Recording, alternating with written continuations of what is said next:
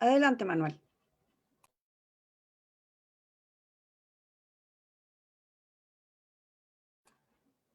Su micrófono, por favor. Ya, ahora sí. Muy buenas tardes. Comenzamos entonces el sexto panel en esta tarde, que tiene por participantes a Francisco Bustos, Claudia Cárdenas, Juan Pablo González y Judith Steiner.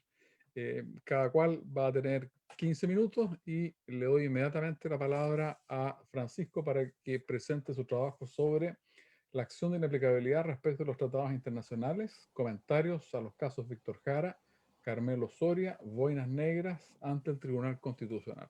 Francisco, tienes la palabra. Muchas gracias, muy buenas tardes a todas y todos. Gracias también a los organizadores de estos décimos coloquios. También quisiera agradecer la organización, dadas las dificultades del momento. Ahora paso a dedicarme al tema y les pido me avisen cuando me quede un minutito para poder cerrar. Mi idea es hablar de la acción de inaplicabilidad respecto de normas contenidas en tratados internacionales a propósito de 3 casos relativos a justicia transicional que han llegado al Tribunal Constitucional en los últimos años. El proceso de justicia transicional chileno es un poco como el delivery de Falabella: la justicia tarda pero llega, y muchas veces ni siquiera llega, ¿no? Eso es una característica general. Existieron mecanismos clásicos de impunidad, como fue el decreto de ley de amnistía que nombraba el profesor Pietro, una judicatura adicta al régimen militar, la justicia militar, de la cual Pinochet era superior jerárquico, continuidad en estructuras de mando, pactos de silencio, trampas constitucionales, pero el Tribunal Constitucional tradicionalmente no había sido visto como una alternativa de impunidad por parte de las defensas. ¿Cuándo podríamos decir que comienza esto? Desde que el tribunal tiene competencia de inaplicabilidad. En el periodo 2005-2015 se interponen muy pocas acciones de inaplicabilidad. Estas son rápidamente rechazadas y se conceden pocas suspensiones. Yo tengo en mi conteo 10 acciones presentadas en esa década.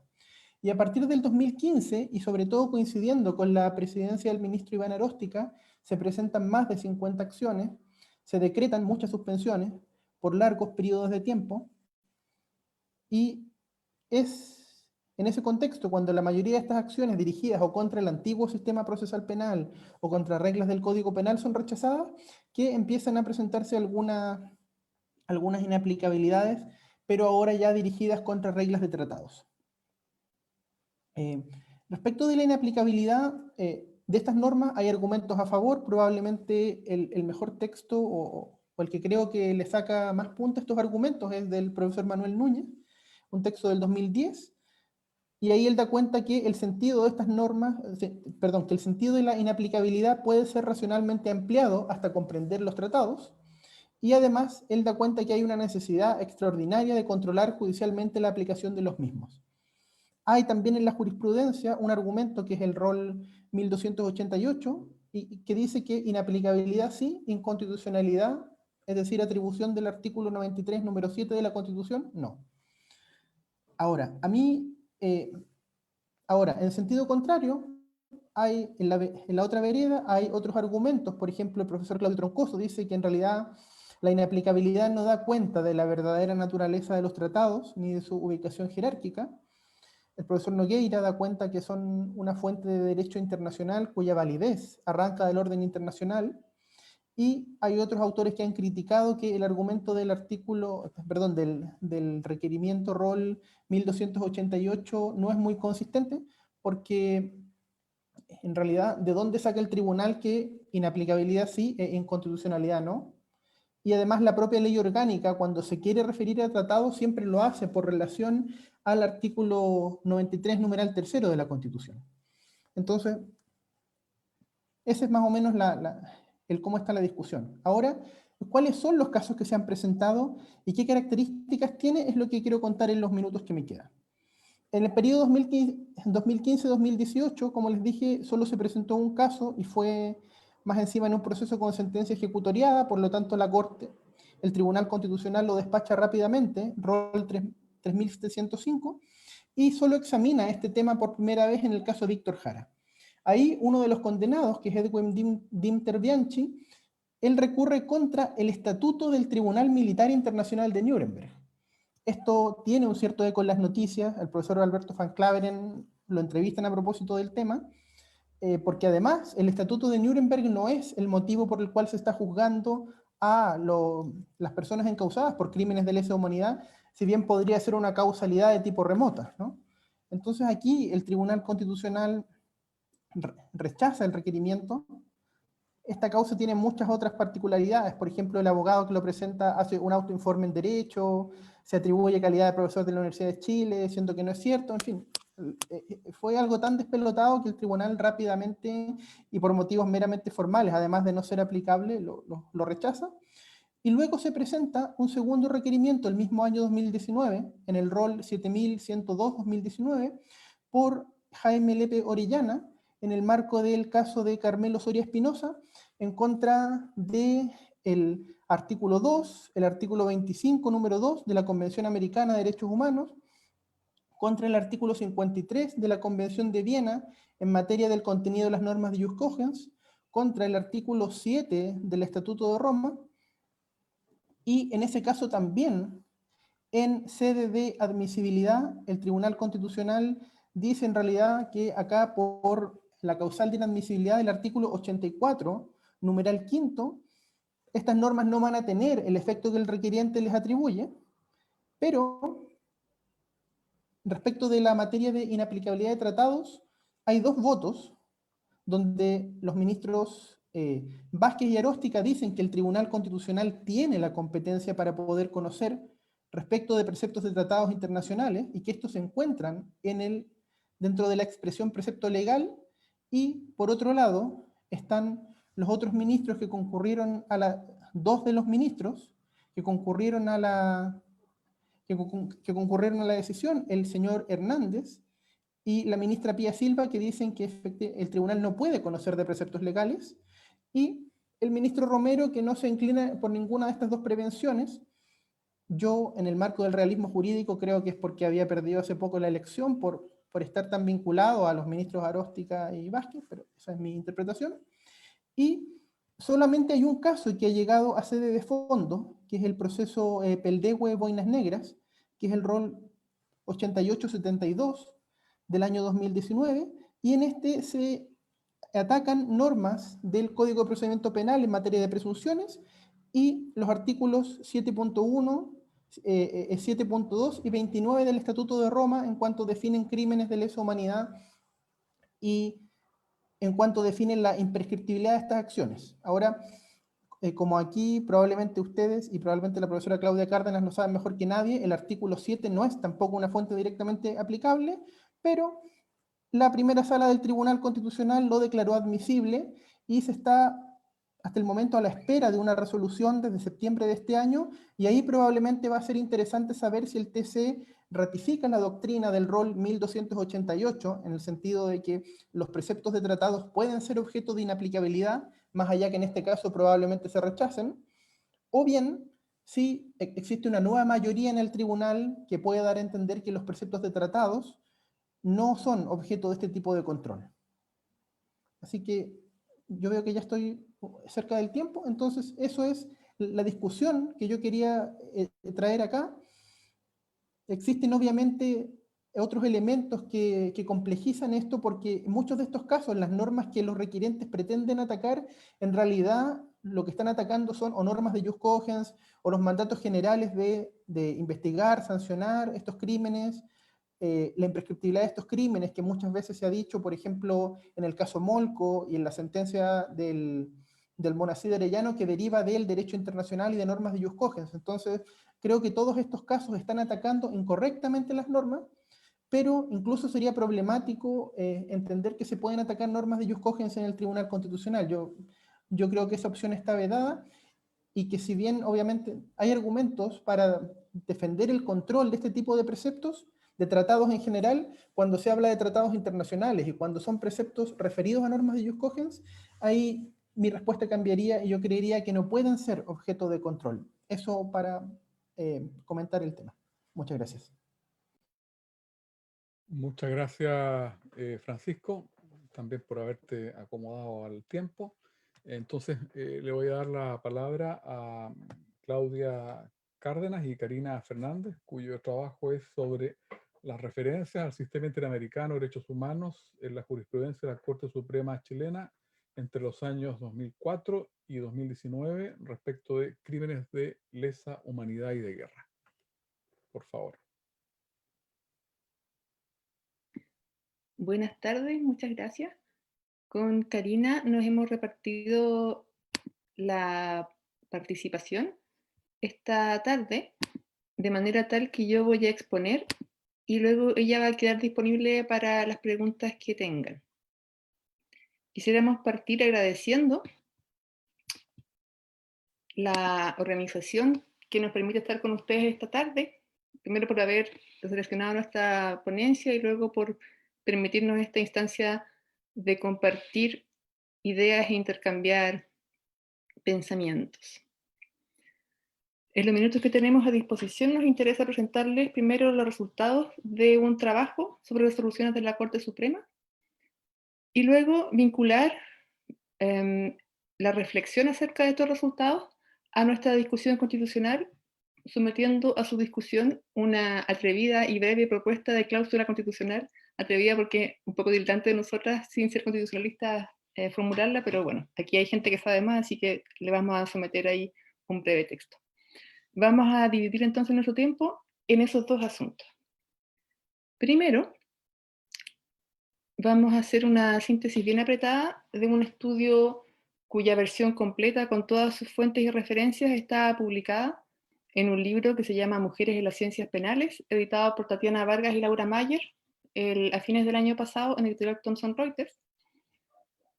Y este trabajo es un trabajo sobre resoluciones de la Corte Suprema sobre crímenes de lesa humanidad y de guerra, que iniciamos sabiendo que había habido al menos sinergias entre el trabajo de la Corte Suprema en este ámbito y el trabajo del sistema interamericano. Por ejemplo, es muy conocido que la Corte Suprema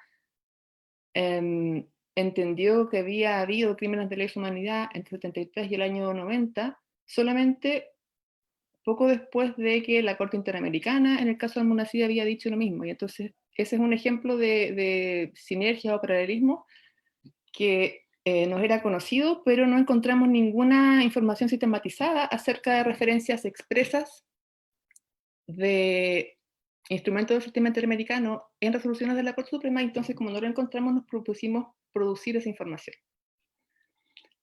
Para tener un cuadro completo, revisamos todas las resoluciones sobre crímenes de lesa humanidad y de guerra que conoció la Corte Suprema hasta mayo del año 2019. Eso implicó una muestra inicial total de 530 resoluciones correspondientes a 352 procesos entre mayo del 95 y mayo del 2019. Gran parte de la información sobre esos 24 años pudimos acceder gracias a Héctor Cruzat, periodista de la Corte Suprema, quien nos auxilió entendiendo que esto era una labor que estábamos emprendiendo con fines académicos. El primer paso, una vez que tuvimos estas resoluciones, fue identificar cuáles de ellas mencionaban algún instrumento o resolución del sistema interamericano. Y allí encontramos que había solo 111 resoluciones que lo hacían, de estas 530. Y que estas resoluciones comenzaban a aparecer solo desde noviembre del año 2004. Dentro de este universo de resoluciones con referencias, nos fijamos luego para qué se usaba esta referencia. Y encontramos que en un número no despreciable de ocasiones, aproximadamente un tercio del total, se usaba la referencia solamente para describir bien sea el recurso o la sentencia recurrida. Que en ocasiones más bien puntuales se usaba la referencia solamente para fundar votos de minoría o solamente para decir que la fuente no era aplicable al caso. Estos son casos bien puntuales que en los últimos años ya no se encuentran. Y encontramos también que la mayoría de las referencias se usan en efecto para fundar una decisión contenida en la resolución. Nunca como única fuente, siempre se citan fuentes del sistema interamericano, ¿verdad? Junto con otras fuentes del derecho. pero se usa al menos como un apoyo. Este uso fue una tendencia creciente. En la primera mitad de las resoluciones era un poco menos de la mitad, y con los años fue subiendo hasta ser en promedio un poco más de la mitad, y es lo que ustedes ven en celeste en ese gráfico que tienen allí puesto. Ahora, hicimos un zoom, por así decirlo, en este grupo de resoluciones en los cuales se usan referencias del sistema interamericano para fundar decisiones. Y allí lo primero que nos preguntamos es, bueno, ¿qué instrumentos se refieren? ¿Cuáles son las referencias que hay? Y encontramos referencias a resoluciones de la Corte Interamericana en algo así como 18 o 20% de las resoluciones de las que se usan para fundar, y referencias a tratados del sistema interamericano. Dentro de las referencias a tratados encontramos referencias a la Convención Interamericana sobre Desaparición Forzada de Personas en un 20% de los casos, y en casi 3/4 de las referencias que se usaban para fundar resoluciones eran referencias a la Convención Americana sobre Derechos Humanos. En cuanto a los temas que se abarcan, son bien diversos. Había algunas cosas que no nos sorprendieron, como encontrar referencias cuando se hablaba de imprescriptibilidad e inamnistiabilidad de los crímenes contra el derecho internacional, pero sin embargo sí nos sorprendió que el tema marcadamente mayoritario, que aparece en más de la mitad de las resoluciones con referencia al sistema interamericano para fundar una decisión de la Corte Suprema, el tema no fuera uno penal de fondo, sino que solamente apareciera tangencialmente a propósito de los crímenes de lesa humanidad y de guerra, siendo más bien un tema de responsabilidad patrimonial del Estado como manifestación del deber estatal de reparar. En esta materia se alcanza un gran número de resoluciones con 2 líneas jurisprudenciales bien robustas, afirmando primero que es deber del Estado reparar y que este deber tiene una fuente internacional, por lo que no se puede invocar válidamente el derecho interno para incumplir la obligación.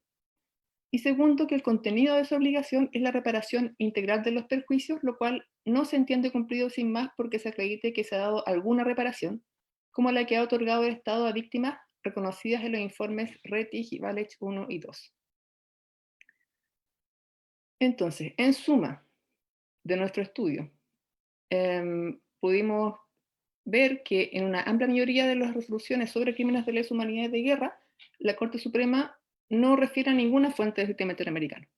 Que cuando sí usa alguna referencia, no siempre lo hace para fundar su decisión. Y cuando sí usa la referencia para fundar su decisión junto con otros antecedentes, se prefieren los tratados internacionales a las sentencias de la Corte Interamericana. Por lejos, lo más citado es la Convención Americana sobre Derechos Humanos, y luego le siguen bastante de lejos la Convención, como ya dije, sobre desaparición forzada de personas y las sentencias de la Corte Interamericana. Y en cuanto a las materias, si bien son diversas, más de la mitad de los casos se refiere a reparaciones, a la indemnización civil que se debe a las víctimas de estos crímenes cometidos a lo menos con el apoyo del aparato del Estado, a las que se ha opuesto el Consejo de Defensa del Estado. Ahora, ¿cómo llegamos de ese estudio a este panel de Derechos Humanos y Constitución? Eso fue mediante una reflexión nada más. O sea, a partir de ahí reflexionamos y llegamos a esto otro. Lo que vimos a partir de nuestro trabajo de investigación jurisprudencial fue algo que más o menos es evidente, pero que lo vimos allí de manera muy patente, que hay una reticencia general a aprovechar como pudiera hacerse el trabajo del sistema interamericano de derechos humanos, y en particular las resoluciones de tribunales internacionales como medios autorizados de determinación de reglas jurídicas del derecho internacional. Y que esto ocurre incluso en materias en las que la conducta del Estado chileno ha sido objeto de conocimiento expreso por el sistema interamericano.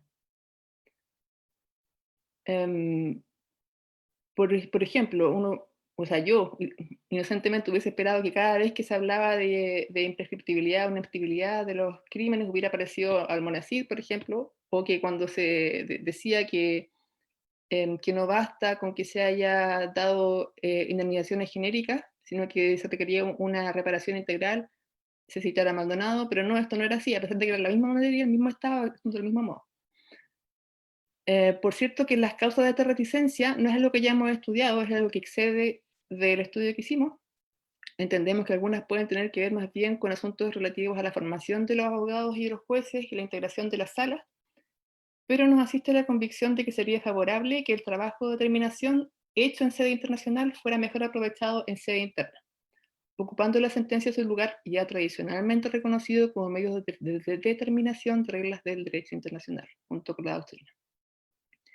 También nos llamó la atención constatar que una parte muy relevante de las causas del estudio llegaron a la Corte Suprema por casaciones interpuestas por el Consejo de Defensa del Estado, empleando entonces recursos públicos para oponerse al cumplimiento de obligaciones del Estado, alegando excepción de pago o prescripción de la obligación de acuerdo al derecho interno y exponiendo de paso la responsabilidad del Estado de Chile, responsabilidad internacional del Estado, con argumentos ya reiteradamente desechados tanto a nivel nacional como a nivel internacional. Esto nos pareció un síntoma de la persistencia de diversas culturas institucionales dentro del aparato del Estado, impregnadas de, en algún grado mayor o menor, de una cultura de los derechos humanos como el ingrediente primordial y no solamente como lastre de su quehacer. Esto lo hemos visto corroborado luego en el desarrollo posterior, pero incluso antes del estallido era una cuestión más o menos evidente a la luz del trabajo que habíamos hecho. Entonces, de cara a la nueva Constitución, en materia de garantía de derechos, habida cuenta de lo anterior y también del carácter dinámico de las obligaciones de respeto y garantía de los derechos humanos, proponemos que nuestra Constitución contenga una cláusula que explicite un deber para el Estado y sus agentes de respetar y garantizar el respeto de los derechos humanos en todas sus actuaciones y omisiones. Creemos que tal cláusula general puede favorecer que los distintos poderes del Estado y sus agentes progresivamente aprovechen los desarrollos internacionales en materia de tales derechos y que serviría también para prevenir que reparticiones estatales insistieran en pretensiones manifiestamente contrarias a ellos. Obviamente, la incorporación de esta cláusula debería ir acompañada de otras medidas como la capacitación en derechos humanos de quienes desempeñen funciones públicas, de modo que entiendan y estén en mejor pie para cumplir este deber, pero en cuanto al texto constitucional, tenemos una propuesta que es la siguiente, que la cláusula diga, 2 puntos. Es deber del Estado y sus agentes respetar y garantizar el respeto de los derechos humanos de toda la población. Sus decisiones, actuaciones y omisiones deberán guiarse por la optimización de este mandato. Sabemos que desde el punto de vista del derecho internacional, este sería un deber, aunque la Constitución no dijera nada, pero nos parece que es útil que lo explicite por lo crucial que resulta la Constitución como carta de navegación para el funcionario y la funcionaria pública y para cada una de las reparticiones del Estado. Eso es, y quedamos disponibles para la discusión. Muchas gracias. Muchas gracias, Claudia. Y también Karina, que va a intervenir después al momento de las preguntas.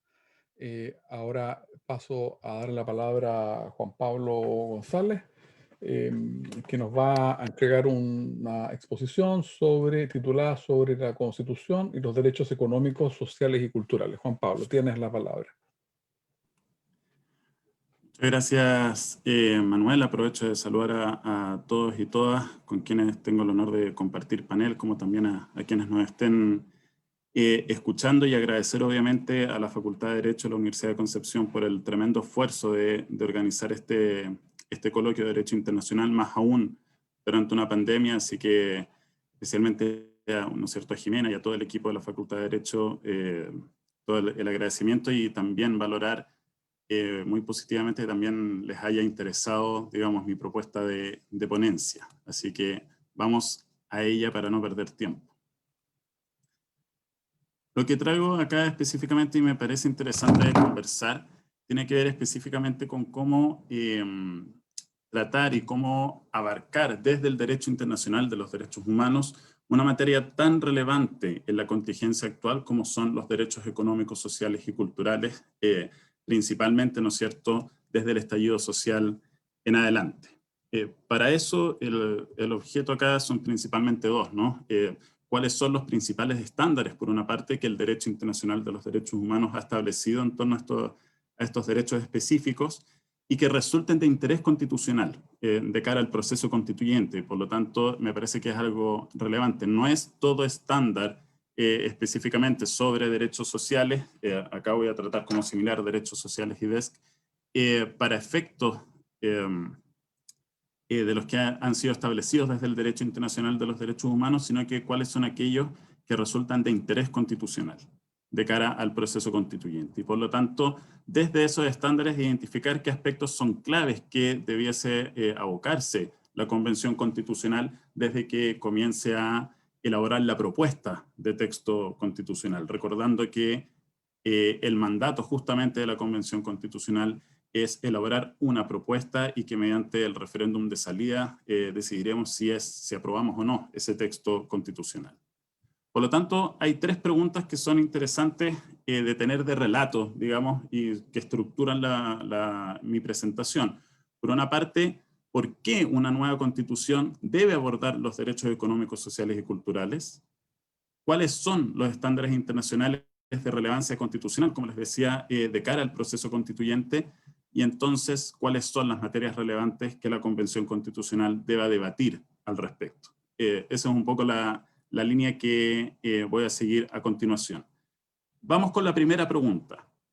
Y me parece importante, solo elemento de contexto, un poco hablar de los pecados del actual texto. Y acá mucho se ha escrito, mucho se ha señalado, pero en un resumen general, obviamente hay que tener en cuenta que es una constitución establecida durante la dictadura, es una constitución que obedece las reglas también de la Guerra Fría, con esta lógica también que la división política iba seguida de la división jurídica en torno a una mayor protección de derechos civiles y políticos, viendo como normas programáticas los derechos sociales, o por el contrario, atender también con mayor énfasis hacia los derechos sociales. Eso también explica en parte por qué tenemos dos grandes tratados internacionales en el sistema universal en cuanto a lo que es el Pacto Internacional de Derechos Civiles y Políticos y el Pacto Internacional de Derechos Económicos, Sociales y Culturales, pese a ser muy contemporáneos, digamos, en su elaboración. Y eso también lleva a que el texto constitucional actual nos lleva a ciertos pecados en cuanto a el pobre reconocimiento de los derechos económicos, sociales y culturales en su artículo 19 y también su escasa protección de justiciabilidad a propósito del recurso de protección. Y por lo tanto, si bien ese no es lo que explica el estallido social, sí hay que tener en cuenta entonces ahora elementos que son más políticos, que son relevantes de atender porque estamos discutiendo y vamos a comenzar a discutir una constitución política que tiene que ver con la desigualdad al centro del estallido social. Y sobre este punto hubo mucha conversación en torno a nadie vio venir el estallido social. Pero justamente preparando esta presentación me llamó la atención el informe del PNUD del 2017, que justamente se titula Desiguales, y hay un párrafo en especial, que es el que quiero compartir acá, que me parece bastante iluminador en cuanto a, ojo, que se están dando ciertas situaciones a nivel país que están rompiendo el relato social. Estamos perdiendo nuestro relato político de comunidad. También en parte, bajo mi análisis, por una fuerte concepción liberal en el actual texto constitucional, que eso uno lo puede ver, por ejemplo, y ya lo voy a hablar más adelante, sobre la concepción de titularidad, sobre los derechos que tiene la misma Constitución. Entonces, se estaba rompiendo ese tejido social y la desigualdad estaba al centro de eso.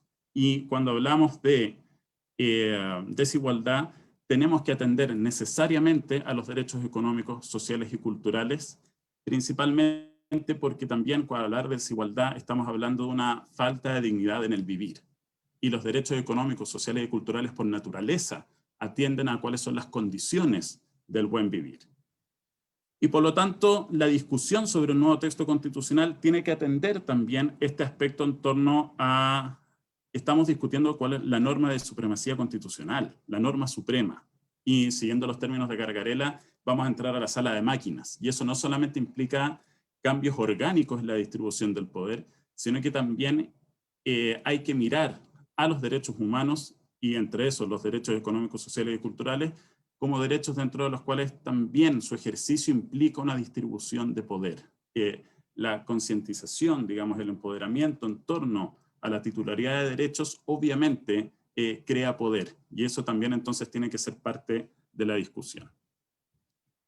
En ese sentido, principalmente en sociedades desiguales, es muy importante hablar del respeto y la garantía. Me tomo acá de las dos obligaciones marco en torno a estos derechos, porque por una parte nos permite discutir condiciones de vida digna que afectan en el día a día a estas personas, o sea, a todas las personas, perdón, y en ese sentido también entender la interdependencia que es propia de todos los derechos humanos, pero principalmente adquiere relevancia cuando empezamos a ver aspectos tan importantes como, por ejemplo, las nuevas temáticas que han aparecido desde el 2018 en adelante, a propósito de que la Corte Interamericana comienza a pronunciarse ya con autonomía respecto del artículo 26 de la Convención Americana.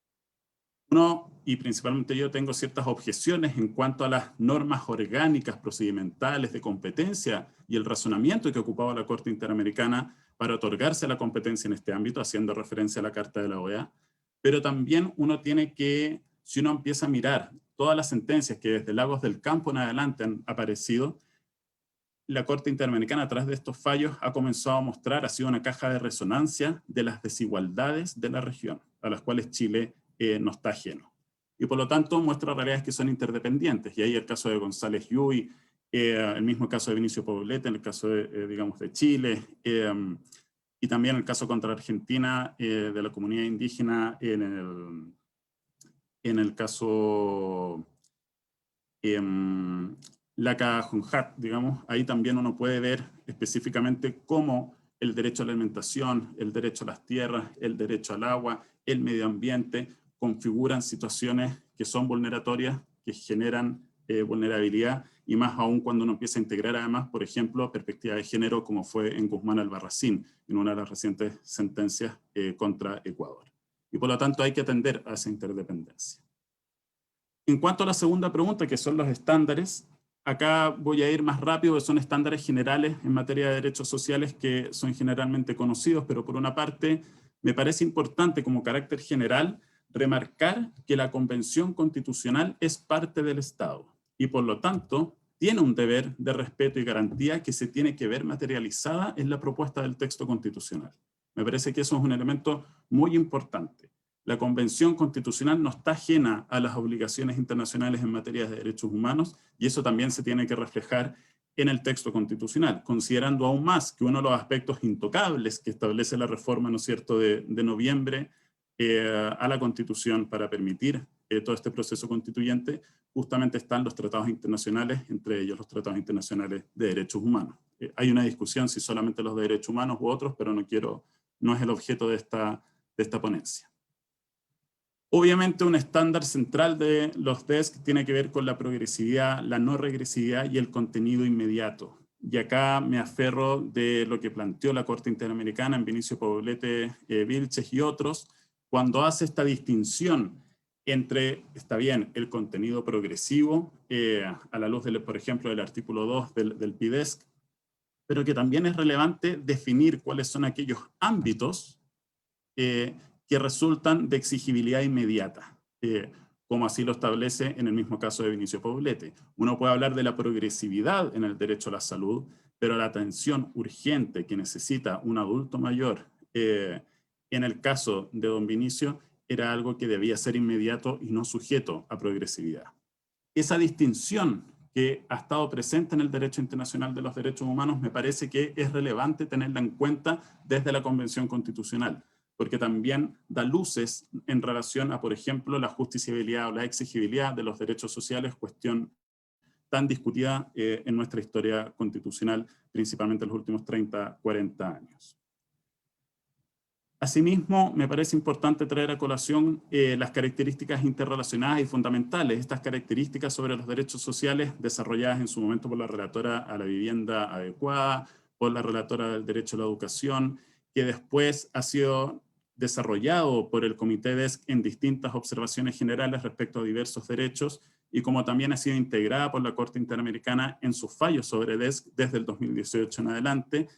Acá me aferro, digamos, para estos efectos de la observación general número 13 del Comité DESC, que es derecho a la educación, pero esto no es que surja necesariamente con esta observación, sino que viene de antes, como les mencionaba, y que tiene que ver con las características de accesibilidad, tanto física, económica, de accesibilidad a la información, con la disponibilidad, digamos, en cuanto a cantidad para asegurar el ejercicio del derecho, la aceptabilidad, principalmente en términos culturales, y por lo tanto también la calidad. Son 4 aspectos que son relevantes de considerar. Y entonces, ¿cuáles son las materias? Ya acercándome específicamente a la última pregunta, y en esto voy hasta los últimos 4 minutos que me quedan, las materias relevantes de debatir al respecto de cara al proceso constituyente en este ámbito, tiene que ver uno, y es de carácter más general, con el bloque de constitucionalidad. El artículo 5º, inciso 2 actual del texto constitucional es pobre en cuanto a cuántas luces nos da para la manera en que se integra el derecho internacional de los derechos humanos en el derecho interno. Y por lo tanto, un bloque de constitucionalidad robusto importa para el pleno ejercicio de todos los derechos humanos, pero eso obviamente también influye en los derechos sociales, y por lo tanto me parece importante que uno de los aspectos a discutir en el nuevo texto constitucional tiene que ver con las características de este bloque de constitucionalidad, y ahí el derecho constitucional comparado nos puede dar muchas luces al respecto. Por ejemplo, la misma reforma que realizó México a su texto constitucional el año 2011, donde justamente el objeto fue robustecer la manera en que integra el derecho interno, el derecho internacional de los derechos humanos. Otro tema que me parece interesante, más de carácter general, tiene que ver con que está esta idea, que la voy a plantear como mito, en cuanto a que hablar de derechos sociales inmediatamente nos pone en un escenario de maximalismo constitucional. Me parece que es perfectamente factible desarrollar derechos sociales en la Constitución siguiendo una técnica legislativa minimalista en ese sentido. En ese aspecto, teniendo aún en cuenta más los 2/3 como quórum, eso ya nos da luces de que lo más probable es que tengamos una constitución minimalista, en que haya, por decirlo de una forma, mandatos hacia el Congreso Nacional para que sea ahí el lugar democrático de discusión, ¿no es cierto?, tal como siempre se ha establecido. Pero en ese sentido puede existir ese mandato en materia de derechos sociales, y eso no necesariamente nos pone en un maximalismo constitucional. Y por lo tanto también me parece importante eliminar el mito en torno a ese punto. Otro aspecto que me parece relevante, y a propósito de otro proyecto en que participé con el Centro de Derechos Humanos de la UDP, lo pude levantar, tiene que ver con que no existe generalmente en el derecho constitucional de la región comparado una cláusula general en materia de derechos sociales. Y por lo tanto, ya que no soy candidato a ningún distrito, digamos, y tengo la libertad acá de proponer, digamos, tal como antes también Claudia Cárdenas proponía una cláusula, bueno, también acá propongo, digo, no sería malo tal vez una cláusula general en materia de derechos sociales que integre los estándares generales, la misma progresividad, estas características interrelacionadas fundamentales, y que, cosa que después la cláusula específica vaya a cuestiones más aterrizadas y específicas en cada ámbito de los derechos sociales. Lo que sí uno puede encontrar cuando revisa constituciones en la región son cláusulas del tipo, por ejemplo, de asegurar o darle prioridad a los derechos sociales, o a algunos en específico, educación, salud, previsión, para el otorgamiento del financiamiento en las leyes de presupuesto público. Eso también es un aspecto muy importante que tiene que ver con el financiamiento, tiene que ver con la progresividad, y por lo tanto me parece de alto interés. Me queda 1 minuto, así que voy cerrando. Me parece importante también una constitución que mire hacia la igualdad sustantiva. Tenemos una constitución actual que solo mira la igualdad formal. Es necesario mirar a la igualdad sustantiva si lo que está en el centro es atender a justamente la desigualdad.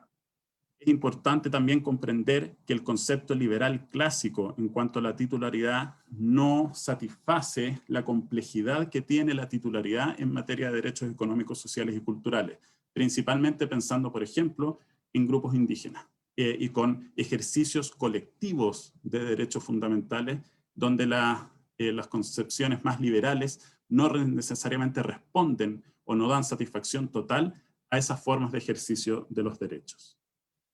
Obviamente otro punto son los mecanismos de exigibilidad a propósito del pecado original de la actual Constitución, y por eso ahí me parece importante esto de los mecanismos de exigibilidad y ver de qué manera va a estar presente en el texto constitucional, e incluso decir, mire, al menos las obligaciones inmediatas. Recordemos que los estándares internacionales en este ámbito no necesariamente hablan de acciones judiciales, sino que la exigibilidad también puede ser por vías administrativas. Es mucho pedirle a una Constitución que se pronuncie sobre esas vías administrativas, solamente va a engordar la Constitución, pero no necesariamente le va a dar eficacia a esos derechos. Bueno, ahí hay otra discusión que me parece importante. Y esto tiene que ver, y con esto termino, con que no solamente el garantizar derechos sociales no implica solamente su reconocimiento expreso, sino que también implica cómo la Constitución promueve una arquitectura pública robusta para dotar de eficacia a esos derechos. Muchas gracias. Bien, muchas gracias, Juan Pablo, por tu exposición, y a todas las otras.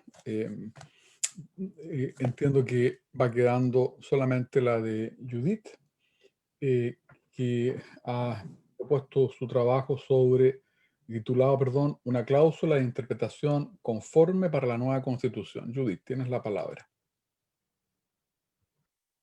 Muchas gracias, Manuel, por la presentación. Muchas gracias a Jimena, a su equipo, por la organización, y ciertamente a todos y todos quienes comparten el panel y quienes escuchan, y quienes van a discutir esto a futuro y implementar y debatir cómo implementar este tipo de preguntas que estamos discutiendo hoy día académicamente, pero claramente con relevancia práctica. Quisiera brevemente presentar el esquema. Quiero enfocarme en un problema y un desafío. Chile tiene que tratar, diría yo, evitar la responsabilidad internacional del Estado en materia de derechos humanos, y el desafío, respetar, proteger y garantizar los derechos humanos. Ciertamente escuchamos en la mañana que el artículo 135 de la Constitución actual no amarra completamente a la constituyente, pero sí la constituyente va a ser un órgano del Estado y por lo tanto genera responsabilidad internacional en caso de violar normas en materia de derechos humanos que están vigentes. Y en este sentido, tal vez tenemos menos discrecionalidad que en los tratados económicos. Por lo menos el prejuicio de pensar que los tratados económicos nos amarran a un modelo y una manera exacta que hacer, yo creo que no se sustenta en lo empírico.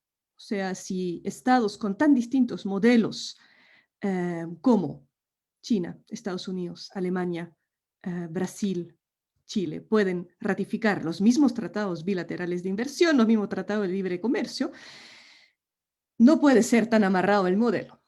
Pero en materia de derechos humanos, yo creo que tenemos tal vez menos discreción de lo que pensaríamos tener.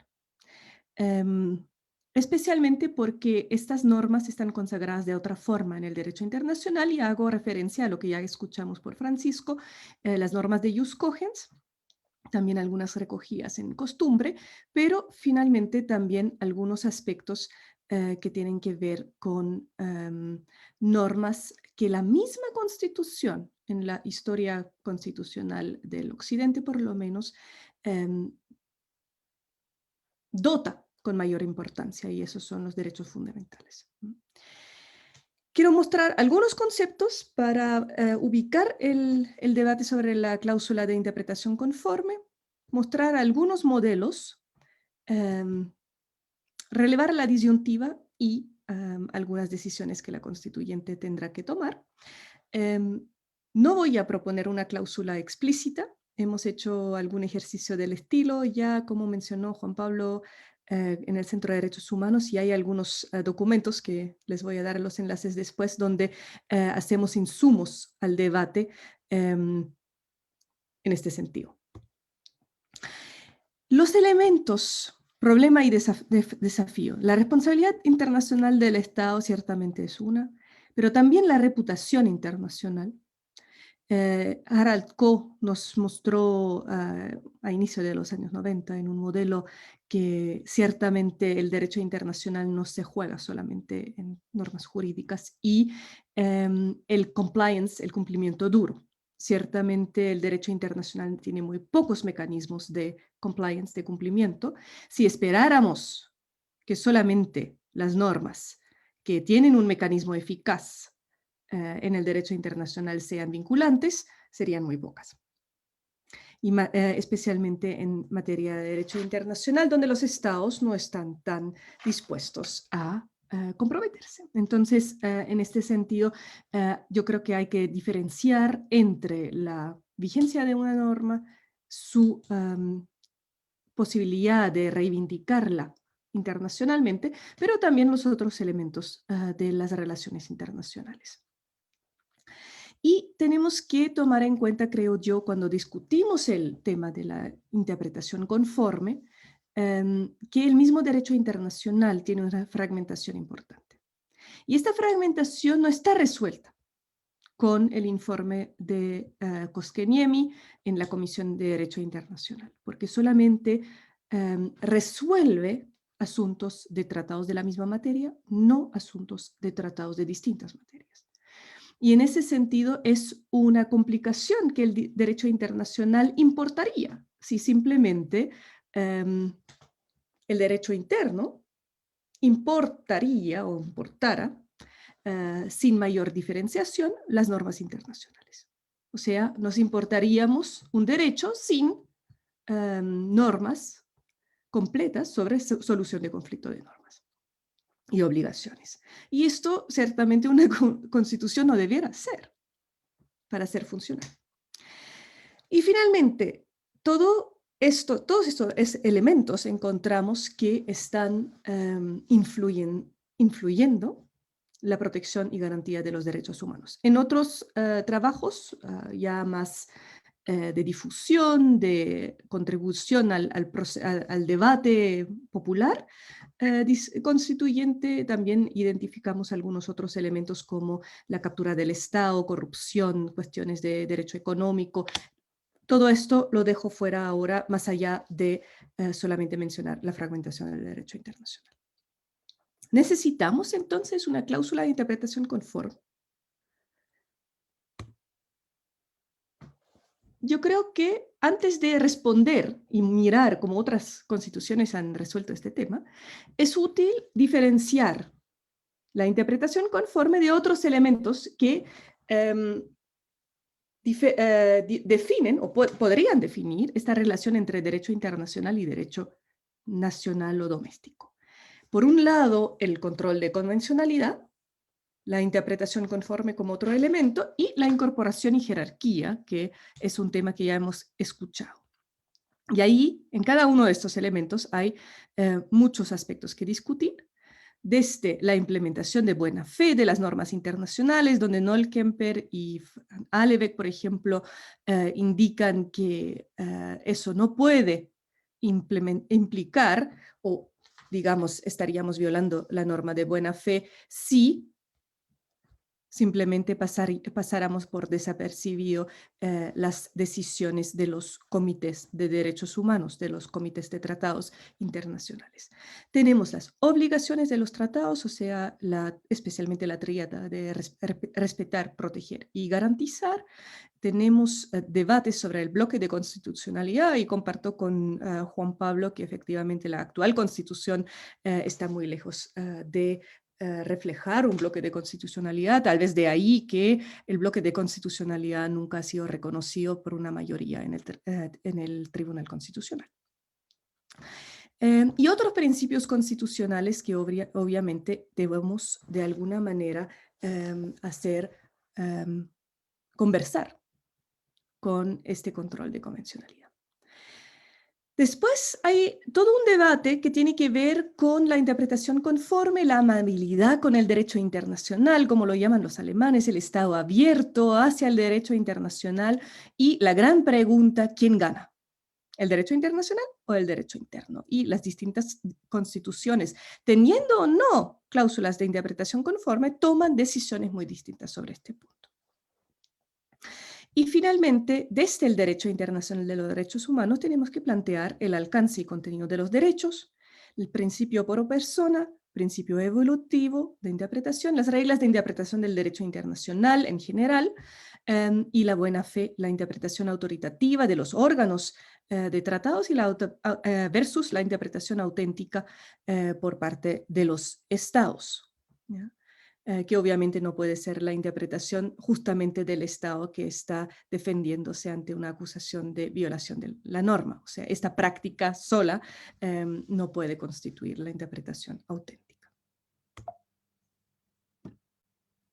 Revisemos algunas constituciones que consagran la interpretación conforme. Hicimos con algunos estudiantes una tabla y podemos ver que las cláusulas obviamente no están en ninguna manera autónomas, sino siempre se incluyen en un contexto de otras cláusulas que tratan la temática de la relación entre el derecho interno y el derecho internacional, que llamamos cláusulas de incorporación. Algunas constituciones tienen jerarquías, cláusulas de jerarquías, otras después cláusulas de autoejecutabilidad o bloque de constitucionalidad.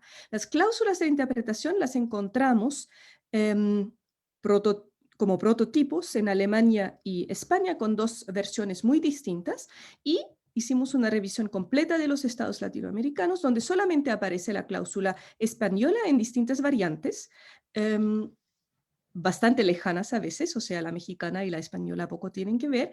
Como vamos a ver, la alemana es una cláusula general, y lo escuchamos ayer de Marie-Christine Fuchs, que efectivamente viene de un contexto muy distinto.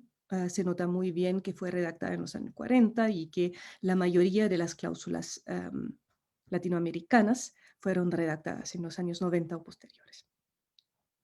Que estas cláusulas de los estados latinoamericanos solamente son cláusulas de interpretación conforme en relación al derecho internacional de los derechos humanos. Y creo que allí se nota una opción política muy importante de reflejar en la cláusula de interpretación conforme la importancia que las constituciones dan a los derechos fundamentales. Los alemanes resolvimos el problema de manera distinta. Tenemos la cláusula pétrea. Allí el mecanismo para dar relevo a los derechos fundamentales es distinto. Pero también eso hace entender que finalmente si un tratado internacional es contrario a la Constitución alemana, la Constitución alemana va a tomar la prioridad. Y en ese sentido también la cláusula pétrea. ¿Ya? Mientras en las constituciones latinoamericanas es solamente el elemento de derechos fundamentales que se refleja en esa cláusula de interpretación conforme. La más sofisticada en este sentido es la mexicana, que tiene distintos elementos, tiene una cláusula de incorporación, una cláusula de interpretación conforme con una referencia explícita al principio de pro persona, y una cláusula que referencia la Declaración de Viena sobre la indivisibilidad de los derechos, y una referencia a lo que nos presentó Juan Pablo, también una referencia al principio de progresividad. Sin mayor detalle, pero por lo menos deja la constatación de este elemento.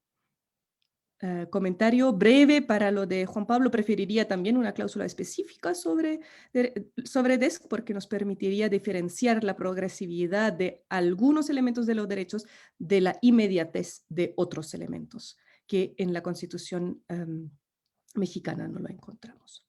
En los pocos minutos que me quedan, solamente quisiera hacer algunas preguntas sobre esta disyuntiva ante la fragmentación de derecho internacional y la importancia de los derechos fundamentales. Una prevención general. Cuando trabajamos con otras constituciones, importamos cláusulas, tratamos de copiar a otros sistemas jurídicos. No podríamos hacerlo sino como trasplante jurídico, donde tenemos que revisar antes la compatibilidad de los grupos sanguíneos entre las constituciones, o sea, una compatibilidad funcional, y también ver los contextos, los otros elementos de una constitución que garantizan los derechos que pueden o no importarse, pero si no se importa, de alguna forma deben reemplazarse. Eso lo que describí de alguna forma con la cláusula pétrea versus la cláusula de interpretación conforme selectiva en los estados latinoamericanos. En este sentido, las teorías de trasplante jurídico, de derecho comparado desde el funcionalismo, o conceptos que viajan, como los llama Twining, serían importantes. ¿Necesitamos una cláusula de interpretación conforme general en Chile? Creo que no. Creo que teniendo la lógica del constitucionalismo latinoamericano, veo más sentido político, sentido constitucional también, de historia constitucional para una cláusula de interpretación conforme selectiva, que se refiera solamente a los derechos humanos. Eso permite valorar la democracia constitucional o los derechos constitucionales y también de alguna forma superar la fragmentación interregímenes que tenemos en el derecho internacional. Quedan Y 2 finalmente, minutos, Judith. ¿2 o 3? Ya, gracias. Las decisiones que la constituyente tendrá que tomar. ¿Qué rol queremos para los derechos fundamentales y los derechos humanos? Creo que eso es lo principal y no podemos decir que sea solamente una decisión jurídica, es una decisión política también. Ciertamente, si no se reflejara de la manera como nos obliga el derecho internacional a respetar y garantizar los derechos, posteriormente vamos a encontrarnos con este órgano constituyente y si el pueblo chileno lo aprobara, en violación de las normas internacionales. ¿Cuánta reputación queremos ganar o perder? ¿Cuánto queremos escuchar a las demandas de las manifestaciones que en mucho sentido efectivamente coinciden con especialmente los DESC, como nos presentó Juan Pablo? ¿Cuántos litigios queremos llevar después? ¿Cuánta indemnización estamos dispuestos a pagar? ¿Cuán consistentes somos efectivamente en la política de negociaciones de tratados internacionales? Y de ahí creo que hay unos elementos importantes que no estamos discutiendo todavía y que van a dejar o no dejar efectivamente la soberanía del pueblo en relación a la consagración de los derechos fundamentales. Hay algunos tratados de libre comercio que en este momento están en proceso de ratificación, negociación, etc. Si estos tratados tuvieran cláusulas de estabilización amplias, que Chile hasta ahora no ha ratificado, pero si se incluyeran, antes de la entrada en vigencia de la nueva Constitución tendríamos un problema serio de poder efectivamente respetar estos derechos. Y creo que en este sentido, la política exterior, de alguna forma, necesita ser deferente y esperar a la constituyente.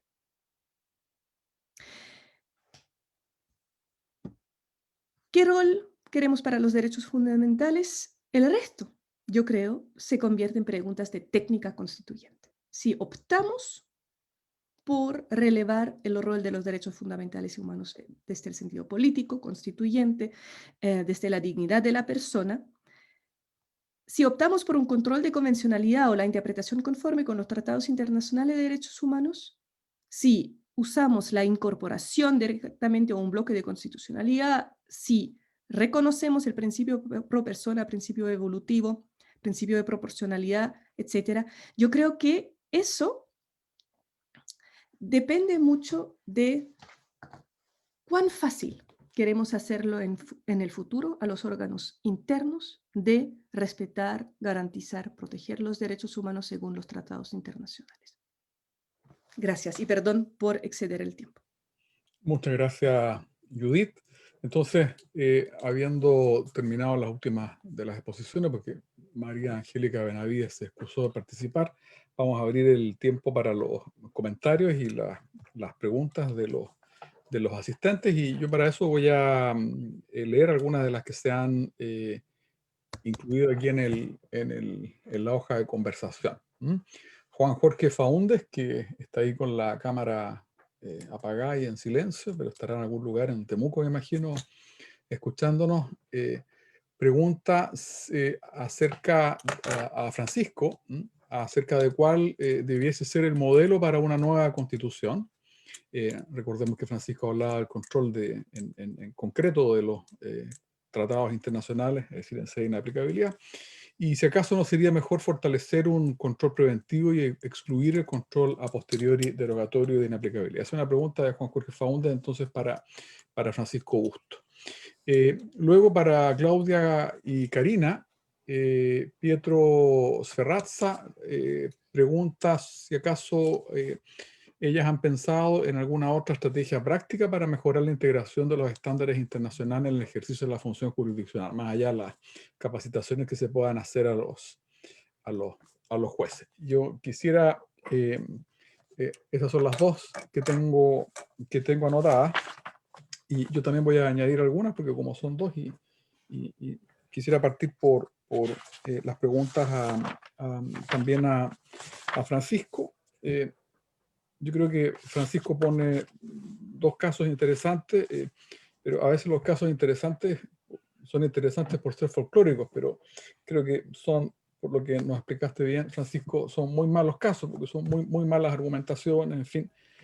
Y, a ver, yo recuerdo un caso anterior que no mencionaste, que es el caso del famoso recurso de la inaplicabilidad deducida en el recurso de protección de Nicolás, tiene dos papás, donde se dedujo un recurso de inaplicabilidad en contra de la Convención de los Derechos del Niño, y ese recurso de inaplicabilidad fue declarado inadmisible.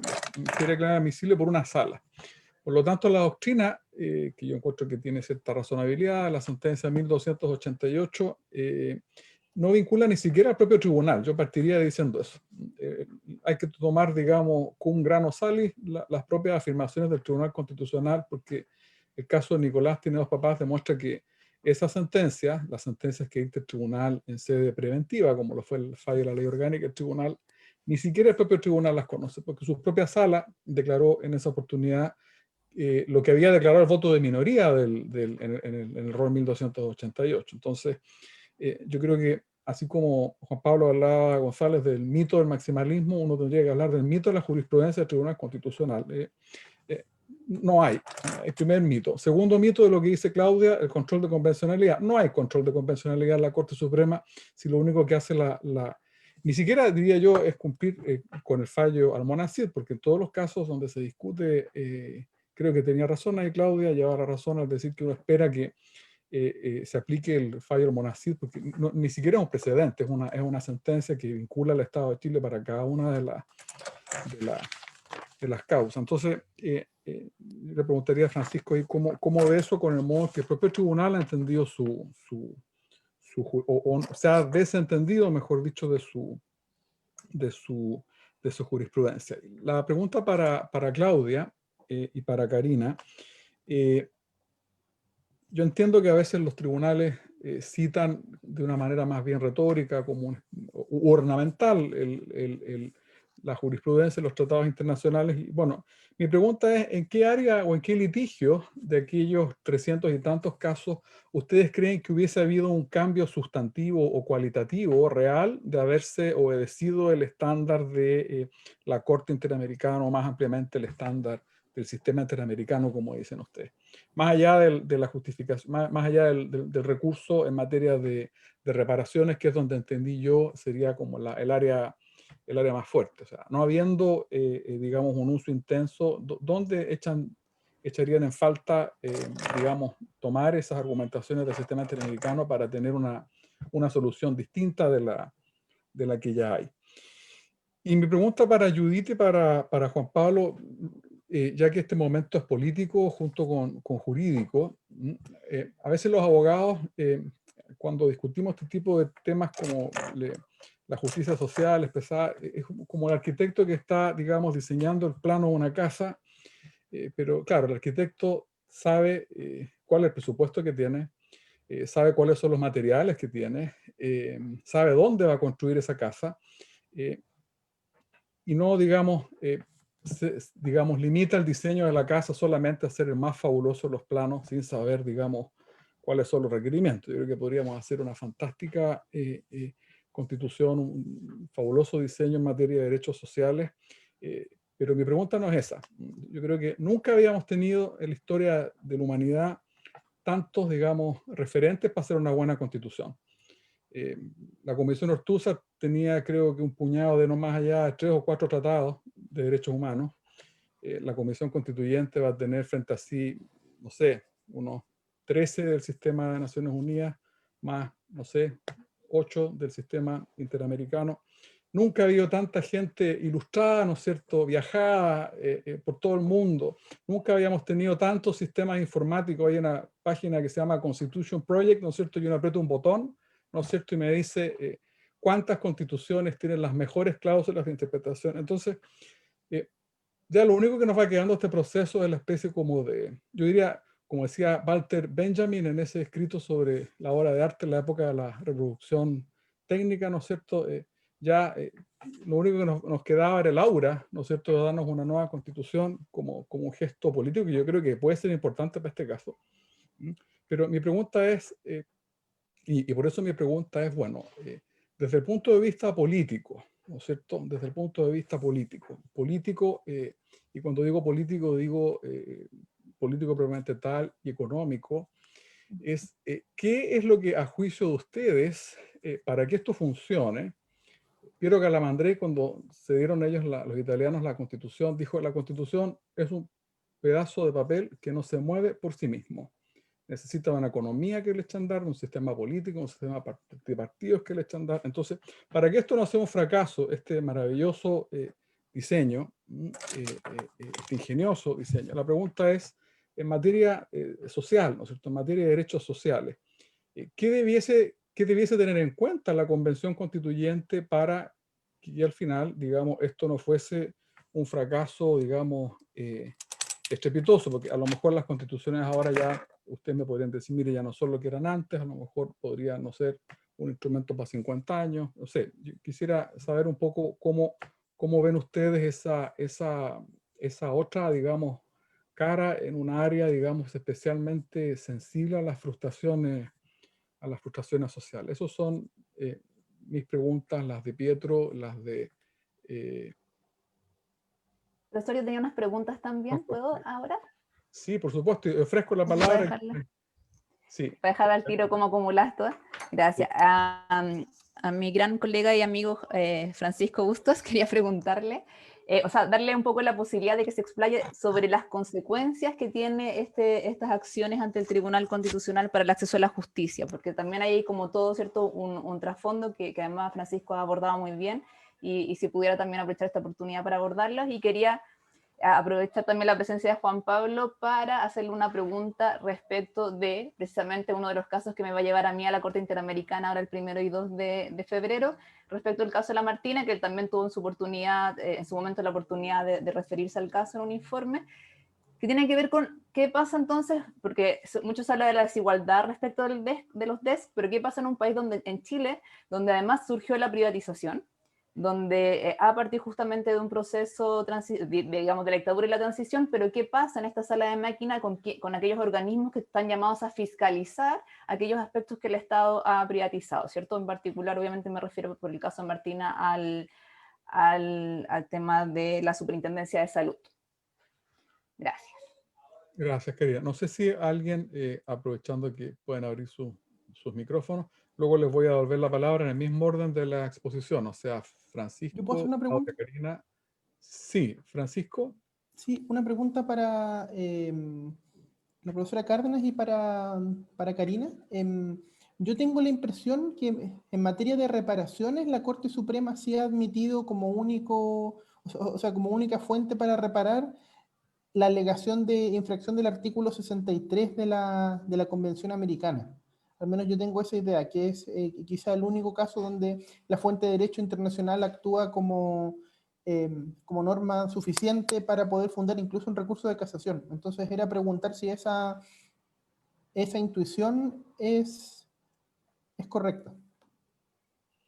Gracias, Francisco. No sé si hay alguien más que quiera preguntar. Si no hay más preguntas, y como nos quedan 10 minutos, 12 minutos, le devuelvo la palabra a Francisco. Si en 2 minutos nos pudiese aclararla. Perfecto. Bueno, gracias a todos por sus preguntas.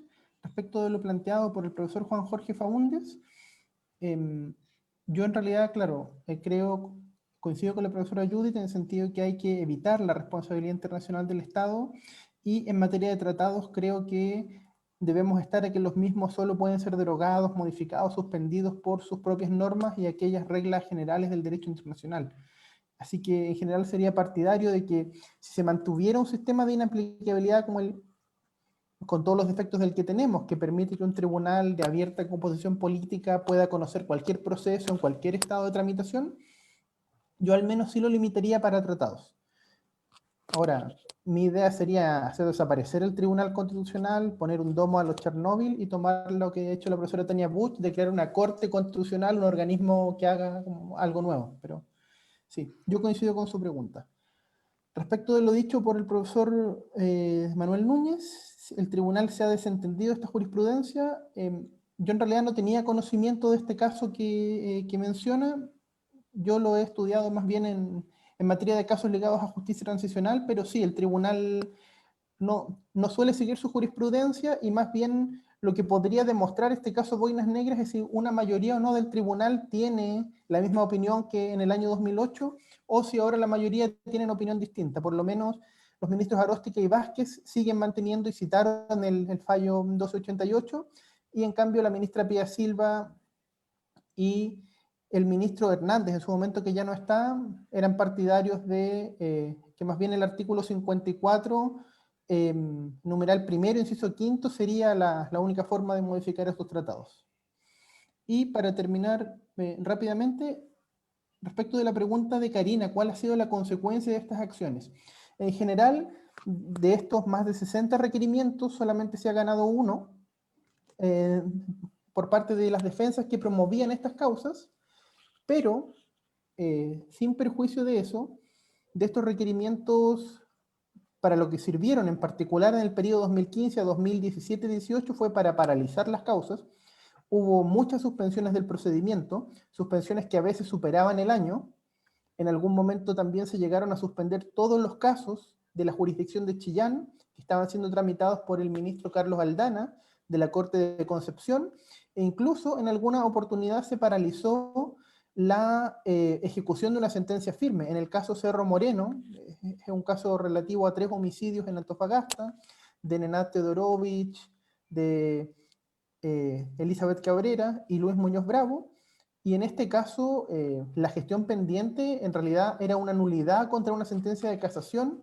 Y bueno, yo entiendo que esto ahora lo está investigando el Ministerio Público, porque aquí hay claramente un caso de intromisión en las funciones del Poder Judicial. Entonces ese caso es probablemente lo más irregular, es la punta de lanza, pero hay muchas otras cosas, causas que no eran puestas en tabla, y también se suspendían causas incluso por normas que eran beneficiosas para el imputado. Estoy hablando, por ejemplo, de reglas que impedían que el juez coaccionara al imputado, como en el caso de Operación Cóndor, que esa norma fue incluida, o reglas sobre la vigencia del Código Penal para causas anteriores a 1875. Entonces, ahí en realidad eso está prácticamente todo descrito en los informes de la Universidad Diego Portales, en el capítulo sobre verdad, justicia, reparación y memoria, desde el 2016-17 hasta la fecha. Gracias, Francisco. Por nada. Karina, por favor. Gracias. Trataré de ser breve. Respecto a la pregunta de Pietro y cómo se pueden integrar los estándares internacionales, como Pietro también bien sabe, porque me conoce muy bien, creo que parte desde las obligaciones internacionales. O sea, es crucial que hoy día no solo la magistratura, sino también la sociedad chilena conozca y comprenda la dimensión de las obligaciones internacionales que pesan sobre el Estado chileno en este caso. Y en eso también parte, no solo por la formación y capacitación de magistrados y magistradas, sino también, ¿cierto?, de los litigantes. Yo siempre como que me gusta destacar como a más persona litigante y defensora de derechos humanos, que acá los tribunales tampoco es que evolucionen solos, ni los nacionales ni los internacionales. Ambos evolucionan en su jurisprudencia gracias a las luchas que nosotros damos y las citas que nosotros realizamos, y también cómo vamos transformando muchas y evolucionando muchas de esas discusiones, incluso mucho antes de que la academia nos dé el visto bueno para hacerlo. Muchas veces enfrentamos batallas ante la academia que son más difíciles de ganar que ante los propios tribunales. Entonces, bueno, pasa por una formación, pero también por algo que hemos destacado durante, o por lo menos desde mi perspectiva he tratado de destacar en este debate constitucional, que tiene que ver con la participación de sociedad civil, y con esto también me refiero a la academia, en la selección de la magistratura. En nuestro país nosotros estamos absolutamente, digamos, no tenemos ningún rol, ningún escrutinio formal respecto de las personas que llegan a la alta magistratura de nuestro país. O sea, hay personas que pueden haber tenido fallos aberrantes, que pueden haber incluso violado las obligaciones internacionales en su veredicto, y llegan de cualquier forma a la Corte Suprema sin que nosotros tengamos algo concreto y un momento específico para decir. Y lo peor es que cuando tratamos de decir algo, también la judicatura incluso puede atacar nuestra libertad de expresión, y bueno, ¿para qué vamos a hablar del rol de los litigantes en eso? Ni hablar de lo que significan los abogados y abogadas integrantes de nuestro país. Creo que también es crucial que por lo menos respecto del debate de graves violaciones a los derechos humanos, esas personas deberían estar excluidas de participar de los debates. Recientemente esta semana analizamos un fallo donde se hablaba de un fallo de tortura, de una nulidad, de una revisión, y la abogada integrante de la Corte Suprema se refirió a la Corte Interamericana como un tribunal extranjero.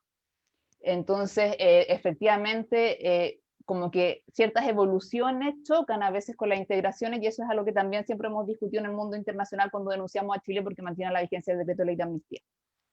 Para destacar buenas prácticas, creo que es importante lo que también la pandemia nos ha permitido, de que las audiencias sean ahora por Zoom, y eso ha permitido de que nosotros podamos también tener como un análisis más global de lo que pasa en la Corte Suprema, de los debates que se dan, y eso también creo que es un proceso de formación relevante. También que los estudiantes aprendan que los términos como jus cogens se utilizan, incluso uno puede salir victorioso de ciertos debates en la Corte Suprema en Chile, igual que el control de convencionalidad. Creo que también lo que pasó en el caso de los Lonco en particular, en el Pleno de la Corte Suprema, fue muy relevante en ese sentido, y que también esto se diera públicamente.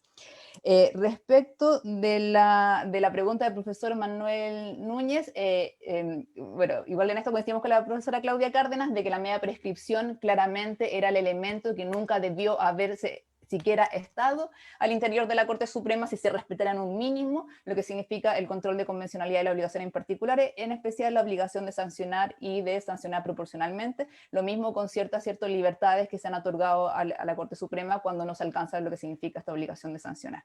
Y por último, respecto a la pregunta de Francisco, evidentemente los invitamos a todos a leer en detalle nuestra investigación, que está en el libro que mencionábamos con Claudia, pero algo muy significativo es que la Corte Suprema establece que el deber de reparar tiene su fuente en el derecho internacional de los derechos humanos, y por lo tanto no se puede citar por parte del Consejo de Defensa del Estado el derecho interno, como el Código Civil, para alegar su prescripción e incluso la excepción de pago, y en eso justamente lo hace a través del artículo 63 de la Convención Americana, y lo que nosotros establecemos además que en algunos casos lo hace además con el 1.1 de la Convención, y en otros casos también incluso lo ha hecho respecto del 2, relacionándolo con el artículo 2. Así que bueno, eso sería rápidamente mi respuesta, y muchas gracias. Muchas gracias, Karina. Juan Pablo, por favor. Muchas gracias. Sí, antes de la respuesta, y solamente como acotar algo a propósito de lo que expuso también Francisco, lo que se ha comentado, esta discusión viene también desde el artículo 54 de la Constitución, de si la acción de inaplicabilidad produce un efecto en cuanto a la adopción, la suspensión o la modificación de los tratados internacionales, y a propósito de la autorrevisión, ¿no es cierto?, previa y obligatoria que hizo el mismo Tribunal Constitucional sobre su ley orgánica. Entonces, desde ahí viene también este tema, y es parte de la tensión, digamos que es un elemento de contexto que me parece relevante. En cuanto a la pregunta que plantea el profesor Núñez, bueno, siempre se habla de la Constitución como carta de navegación, ¿no? Hacia dónde queremos ir.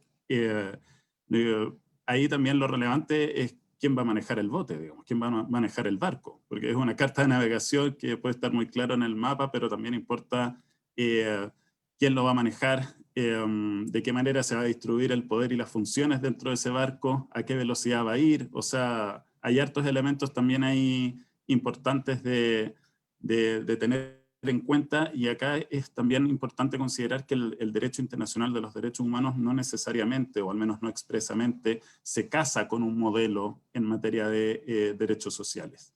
Usted, Estado, está en la libertad de establecer su modelo, lo que sí tiene que asegurar que ese modelo respete, proteja, garantice los derechos humanos.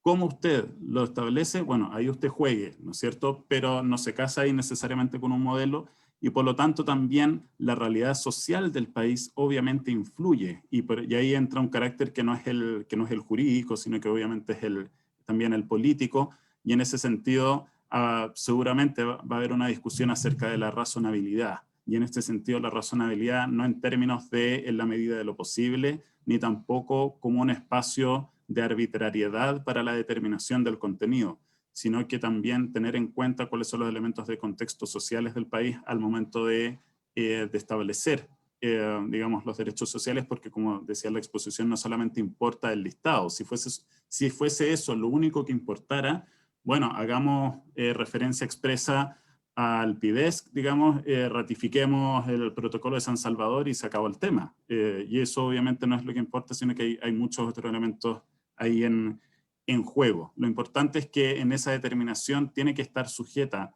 a las obligaciones internacionales que tiene el Estado en la materia. Respecto a la pregunta de Karina, así es, estamos, por lo menos a mí me parece que las audiencias de febrero van a ser cruciales en el caso específico. En mi momento, cuando estuve en el Ministerio de Justicia, justamente me tocó verlo también. Ya le perdí un poco la pista hace más de un año que estoy fuera de esas funciones, ¿no? Que ya no estoy en el ministerio. Pero me parece que algo importante ahí es no solamente importa aspectos específicos en materia de derechos sociales en la Constitución, sino que también cómo eso conversa con otros elementos que deben estar presentes en la Constitución, como por ejemplo el mismo modelo de Estado.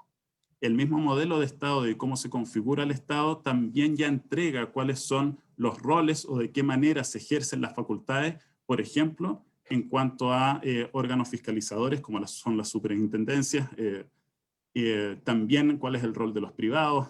También hay una discusión bastante relevante en ese aspecto, y por lo tanto tiene que haber un acento en la arquitectura. La arquitectura en ese sentido resulta fundamental de si se va a mantener o no el Tribunal Constitucional y con qué facultades, digamos, con qué alcance, con qué composición, cómo se van a designar, cómo asegurar que realmente tengan una idoneidad para el cargo, más allá de los mecanismos actuales que sabemos que no dan garantía para ese objeto.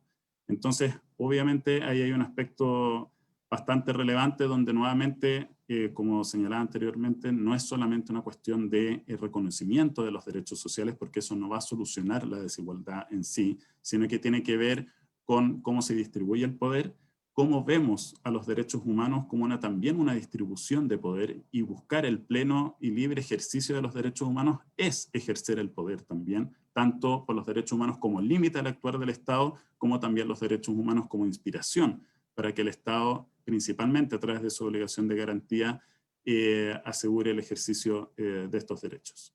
Eso. Muchas gracias, Juan Pablo. Judith, no sé si quieres agregar algo. Muchas gracias. Sí. Yo creo que es muy importante partir de esto, que el derecho internacional de los derechos humanos no prescribe un sistema político, tampoco prescribe un sistema económico específico, pero sí pone estándares, pone exigencias a esto.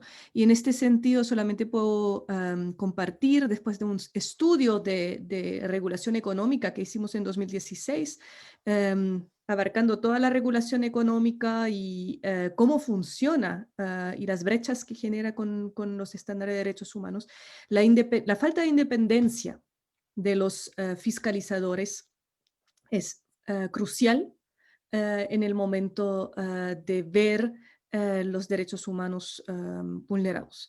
Y es también crucial que no existe planificación. planificación territorial, planificación estratégica en el sentido del uso de recursos naturales, planificación estratégica en el sentido de presupuestos para los derechos sociales, etc. Y en este sentido yo creo que nuestra Constitución debiera tomar también una mirada hacia las políticas públicas. Y la Comisión Interamericana ha desarrollado un documento bien interesante sobre políticas públicas con enfoque de derechos humanos. Y creo que allí están los elementos que necesitamos transversalizar.